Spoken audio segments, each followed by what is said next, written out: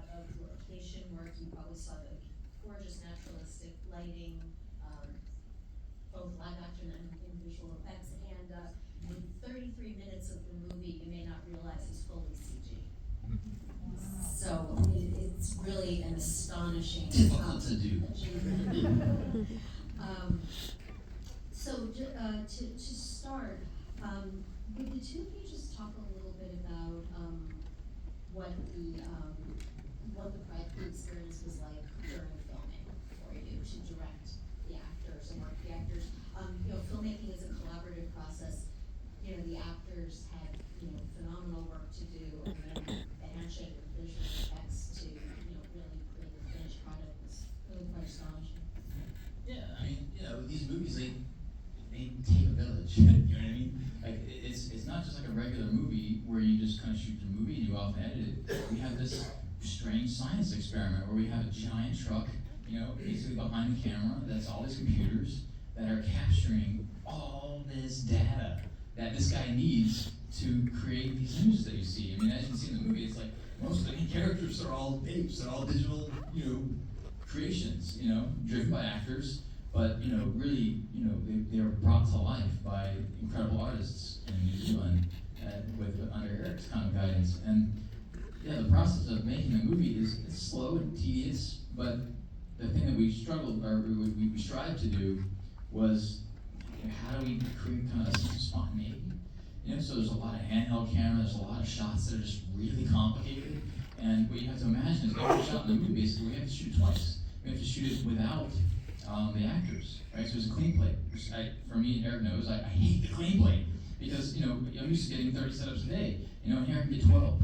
So just imagine what we have to kind of go through when you shoot your shots, and you have your actors and all their kind of gear and their setup, and then we pick the take that we think we like, take 3, okay, it's a 30-second shot. Now the camera operator needs to sit down at the monitor while we're burning, cost of crew sitting there, and they have to kind of time themselves. Okay, 30 seconds, 3 seconds in, we pan left, and then 2 seconds in, the camera operator needs, or the focus puller needs to pull the focus, and then it's just, we have to come up with these really elaborate kind of, timings, and then the camera operator has to go and do that just naked with no actors in the frame, and that really becomes our movie.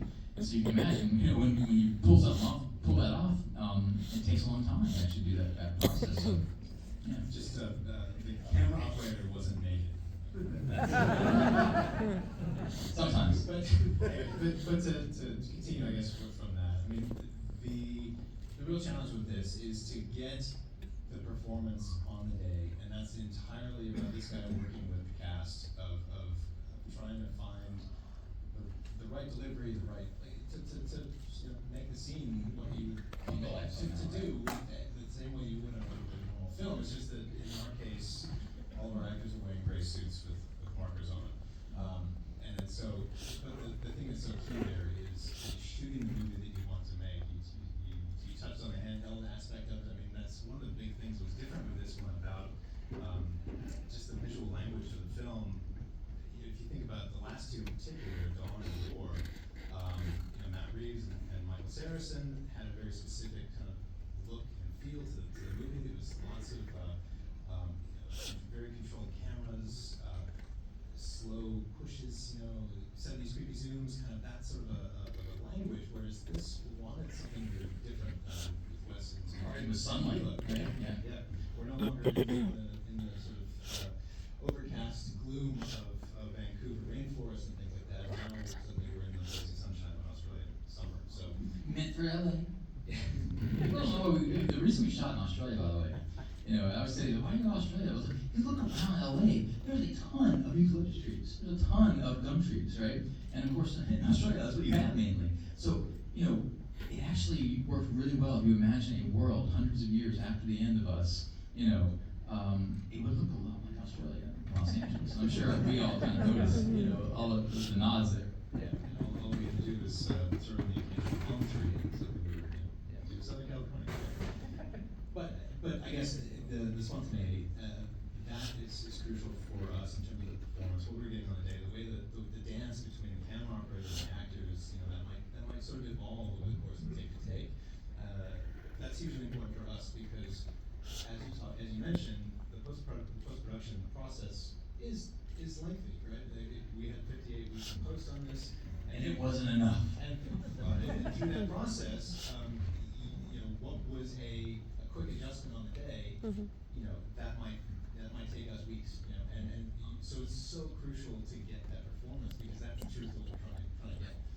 But then that gives all of our team the material, the data of the performances and what the actors are doing with their bodies, but also their faces, and that becomes the sort of source for what we end up putting onto the characters. But it's worth mentioning too on the visual effects. If anyone's interested in the visual effects side of things, we did a special version of the movie. We call it the raw cut or something like that.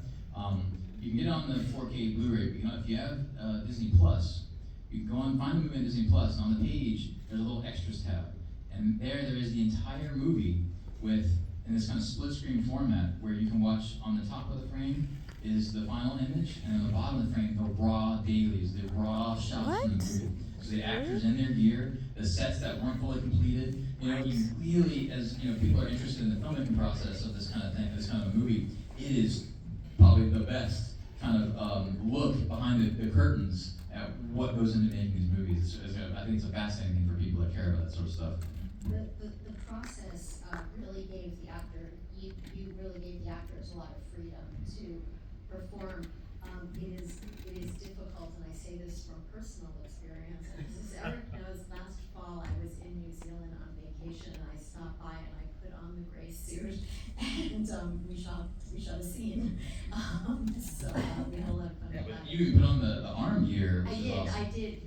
Yeah. They're like Stilts. mini crutches because you have to get your weight forward in order to really. And Ape's arms are longer, which you can imagine, just what it takes for us, them having to kind of paint out the actor who's touching something, but the actual Ape's hand is longer, so you have to kind of bend his arm. It's like the complexity to like make a human an ape is really difficult, But the actors, you're right. Like the actors are the authors of these characters. They give these characters a soul. You know what I mean? And then the animators and all the technicians and the artists at Weta, use what they did to drive their decisions, their interpretations of what the digital character needs to look like. Because a lot of times it's not a one-to-one correlation, right? The faces aren't quite the same. The same kind of things can't happen.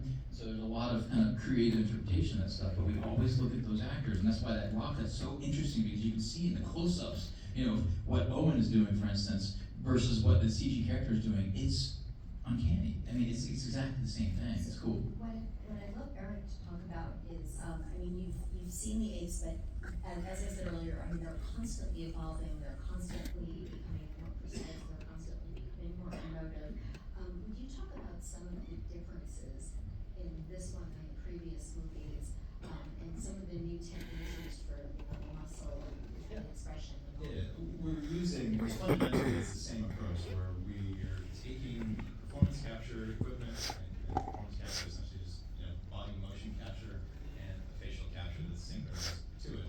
Taking that process, which is typically done in the confines of a nice comfortable controlled motion capture stage, and now we're taking it outside. So that there's a whole set of ways of dealing with that. One of them is that instead of what you would find in a normal motion capture stage, where the cameras themselves emit light and that bounces off markers back to the cameras, we have to deal with the sunshine outside. So we ended up actually, and this was way back on Rise, and we've been using sort of improved versions of this along the way. We're actually having the suits that the actors are wearing emit LED infrared light, and so it can sort of pulse really brightly and overpower the sun, and we can actually take it outside. Also had to make it weatherproof, over the course of the last couple of films because we had to deal with rain and snow and that. This was sort of the other thing where we've got the heat, essentially the hotness, the sunshine to deal with. So that was something to take into consideration. But the other thing is the facial side of it, and that's it's got a big bump on this one. The first time that we've used on an APES film, the latest version of our facial rigs, which is got dual cameras on it now instead of a single camera, which gives us the benefit of stereo, and so we can actually take the footage from those two cameras that's running 48 frames a second, and actually generate a three-dimensional mesh of the actor's face at 48 FPS.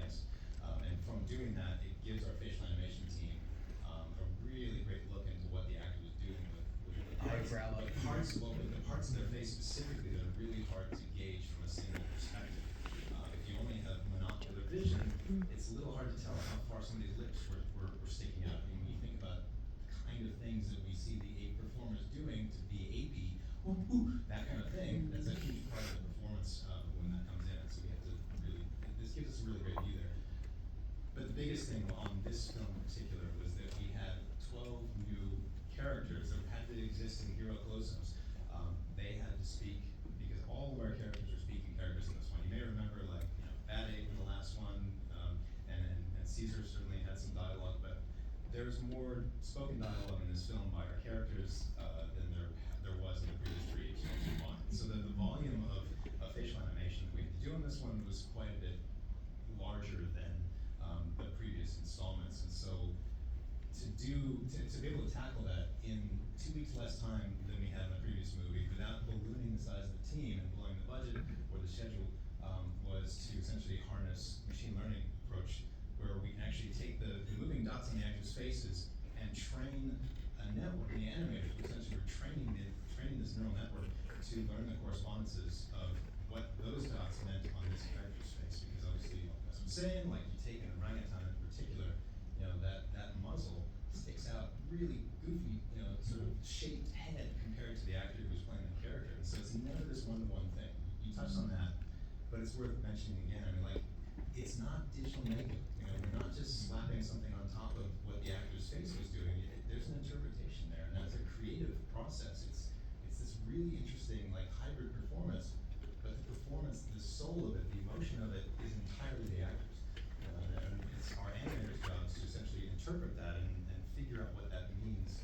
How do we need to make adjustments on what the ape space is doing to give an audience the same, like, emotional response to what the actor was doing on the day? And that's what we spend all our time in reviews doing.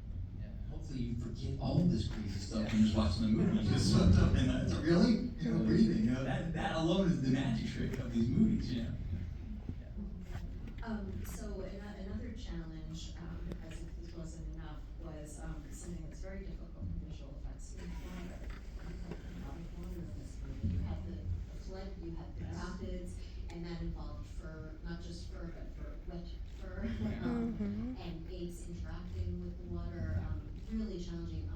I thought the scene on the bridge in the rapids was astonishing.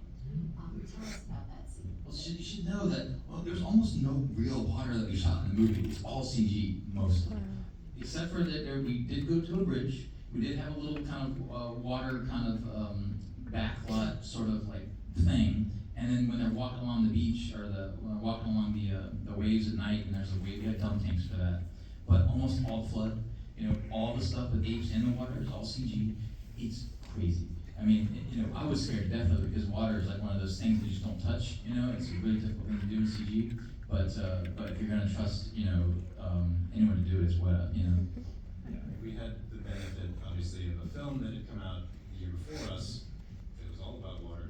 That had 5-6 years of really, really in-depth R&D of the tool sets and the workflows and stuff that had to be able to do all that sort of simulation. But of course, our movie has pretty different requirements, story-wise and just visually, in terms of what that water needed to do and how it needed to behave. So we had a really solid foundation of tool set and the talent within the digital effects team to be able to pull that stuff off, but it still required a lot of new tooling and improvements upon existing our simulation frameworks and stuff to deal with that. And I would also say, we needed that, the special effects contribution of that as well, because there's the river, in the story, as you've just seen, like, we have our human cast member, Freya Allen, had to be in the water, playing like she was about to drown, before Rocka jumps in and saves her. And so, we needed that real water there rushing past her, and Peter Megan, who plays Rocka, for the specificity of the interaction. And it became a real interesting challenge there, like the puzzle to figure out of, like, from shot to shot, it was a different approach. Like, for this shot, we're going to keep almost all the water in the foreground and maybe extend out beyond that. A high shot might be almost completely replaced. It was entirely dependent on what we could keep, because obviously everywhere we could when we were shooting this, it was like, let's get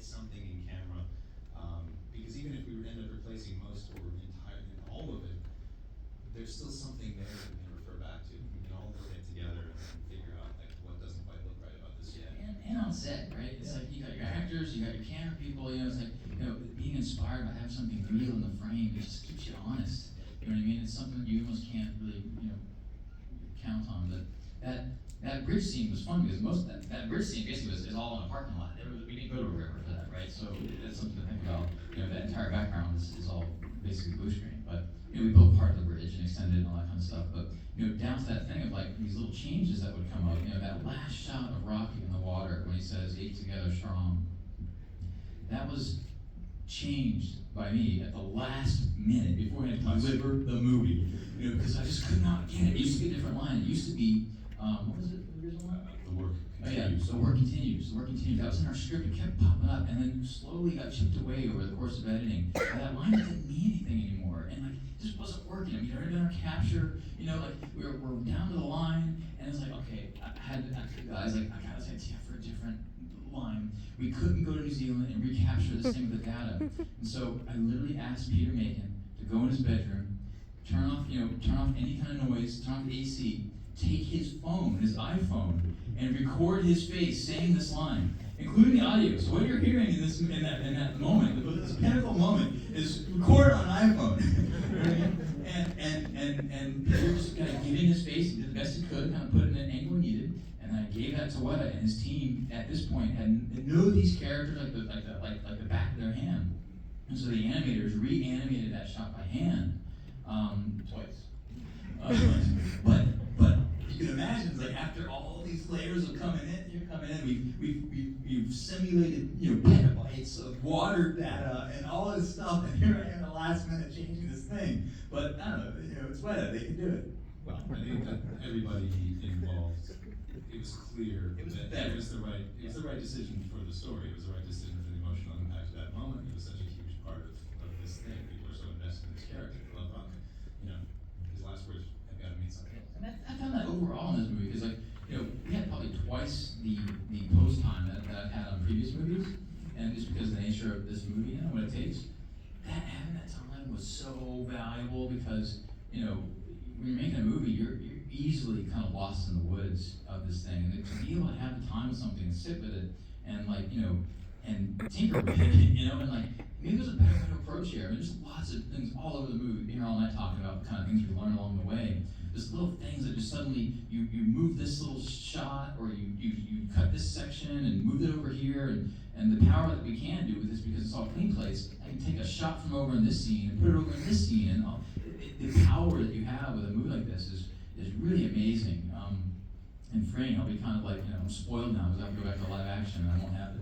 But it was a really fun process. I think Just the ability to actually blend take the best pieces of each setup, and the sort of thing that editors have been doing since the beginning of cinema, of taking, the delivery in take 3 was the best part of that part of the line, and then you cut away to something else, you come back and now it's take 5, but to the audience, you're just seeing the best of that performance. You can see that in that rock cut. You can really see us blending between different takes in one shot. But of course, you can't tell because it's all CG.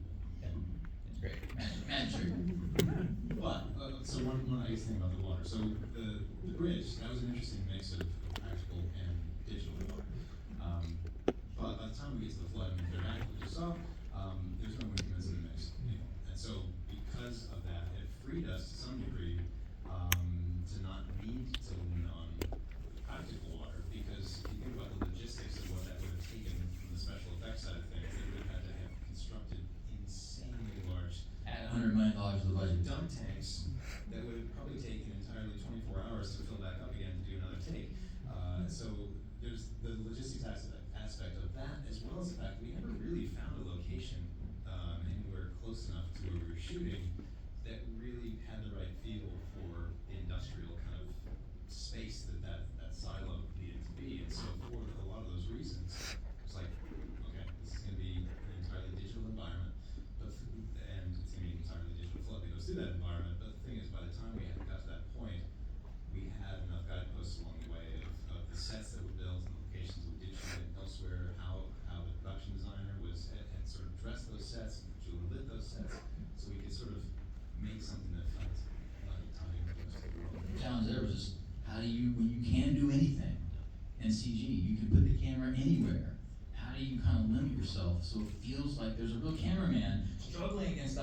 trying to kind of trying to get the shot.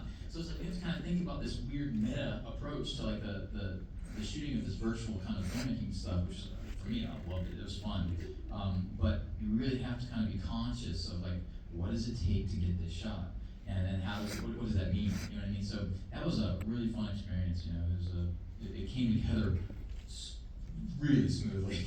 You know, I was surprised at how quickly it actually came together. It was just about tinkering and trying to just squeeze that.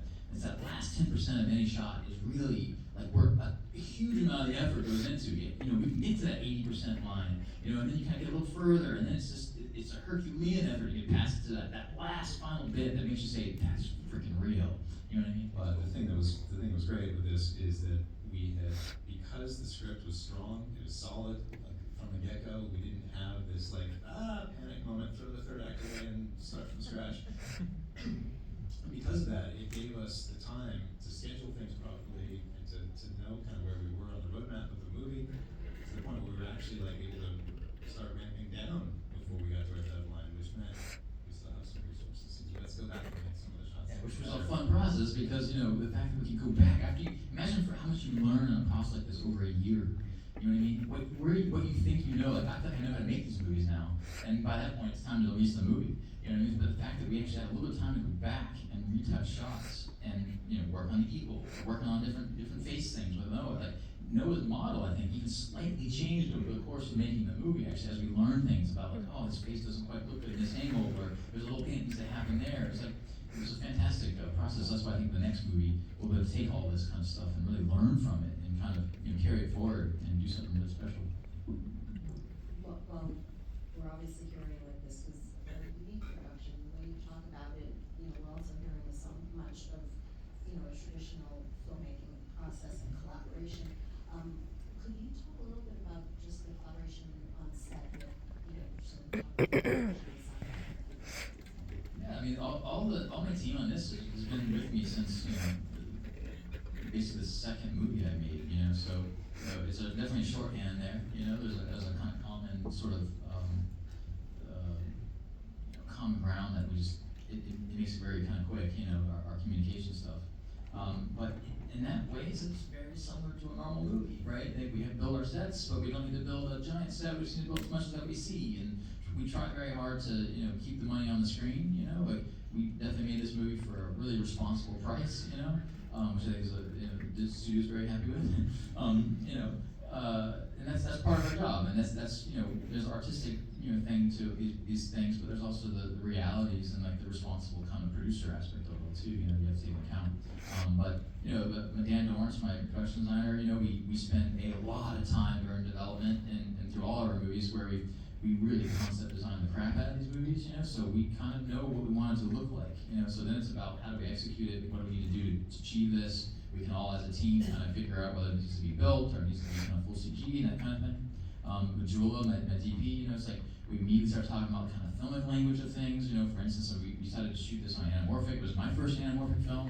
Anamorphic is a certain type of lens. It was shot from like old 60s lenses essentially, so it felt appropriate for this movie when it's like in a weird way we're going into the future, but really we're going into the past. We're starting to go back towards that 1968 reality. I mean, hopefully a lot of you fans out there that have seen that original Charlton Heston 68 movie, you see the DNA of that movie all over this thing. This movie feels like a bridge between the previous trilogy, the Cedar trilogy, to that 1968 world. That's the fun of the movie, I think.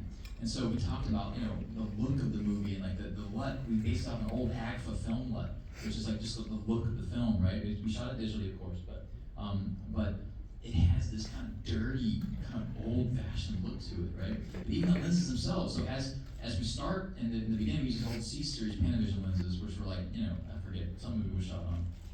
So many like old movies were shot in these old crappy lenses that are like, giant heavy things.